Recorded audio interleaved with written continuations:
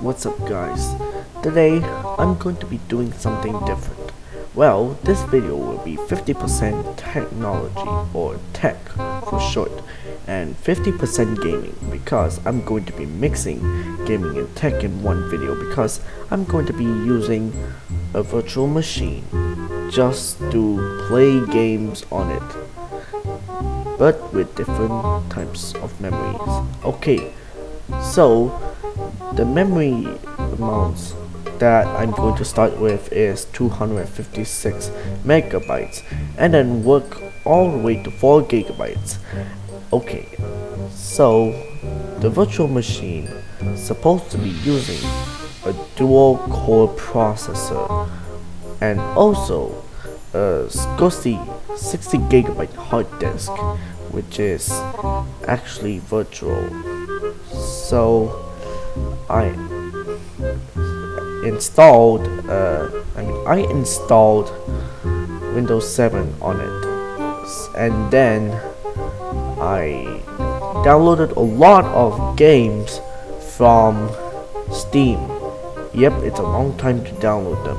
I guess it took like 1 day to download all of them so I can test them in different types of memories. Okay, so let's get into it. But I recorded without the audio, so I decided to narrate over the recording, so I can explain the results to you.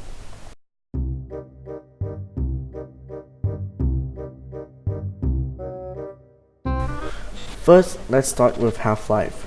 Half-Life is a game in 1999 and it ran 100 FPS for me.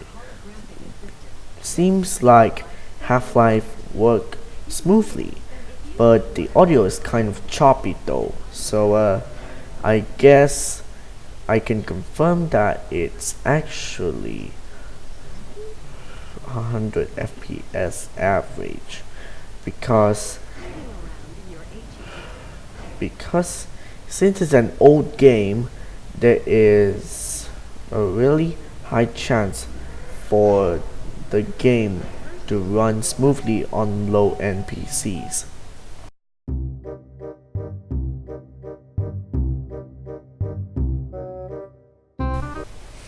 This next game is a sequel of Half-Life, and it's a 2004 game, which is really, well, it's still old because it's made in 2004, and yet it's playable, but runs, well, it runs less.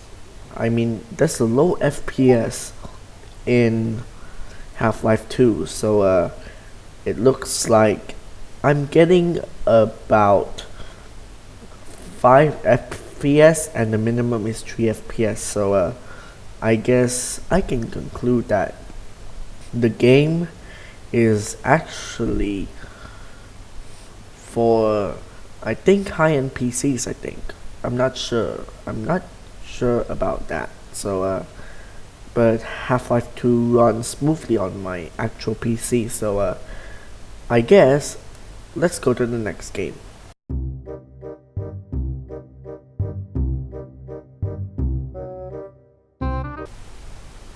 This game has a benchmarking tool called Video Stress Test, and when I run it, it's actually really slow, and I'm not sure why.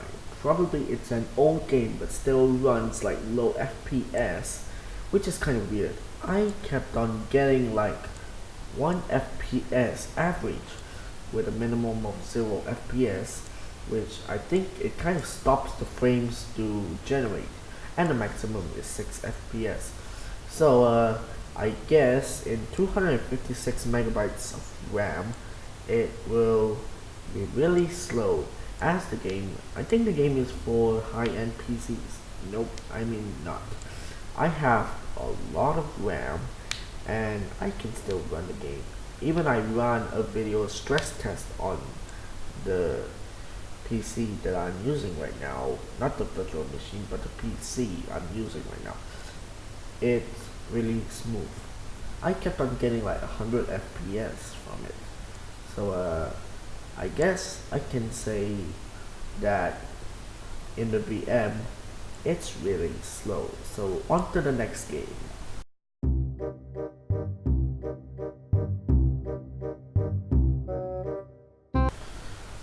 Nothing happens at first when I try and play it, but when I tried to wait for a long time, I saw that a black screen appeared, and then it turned out to be a fail because it gave me an error message saying that I think the DirectX version is invalid or something.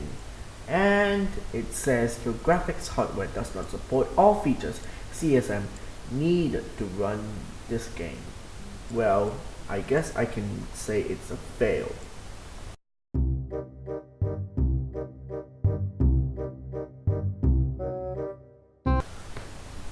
The FPS in Garry's Mod seems kind of weird. Seems like the FPS starts to get high when I dropped, which is kind of weird. So I can just say the average is supposed to be 1 FPS, since it looks like the game is really laggy in really low end PCs like this 256 megabytes RAM VM.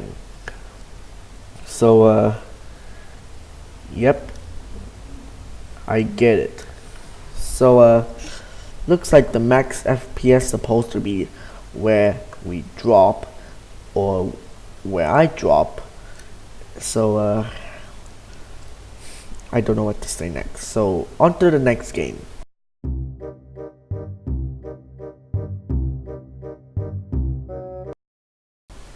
When I got to the camera cutscene of Left 4 Dead, it also lags, and then the VM froze when we are about to get spawned or something, or we are ready to play. So it feels like, well, it feels like the game is really slow and requires, well, at least a low-end PC. But the VM I'm using is a very low-end PC. So if you're trying to play it in 256 MB RAM, I suggest you not to, since it will cause like severe lag and more.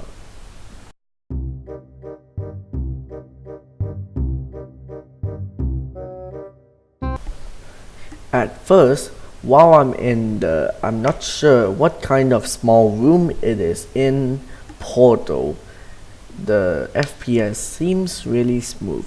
But when the portal appears, the FPS starts dropping and then lagging.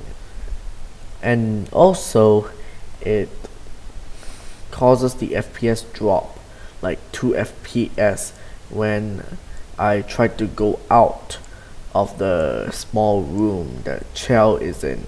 Well, soon I got like 15 FPS, and then soon it ran smoothly in about the first testing chamber, and yep, it actually ran smoothly in the testing chamber, but only a bit, I think, since sometimes in the elevator I get like 9 FPS, which is kind of weird. So I guess that wraps it up for today's video, and soon part 2 is going to come out, where I'm going to be testing games, the same games with 512 megabytes of memory. So thanks so much for watching, and I'll see you next time.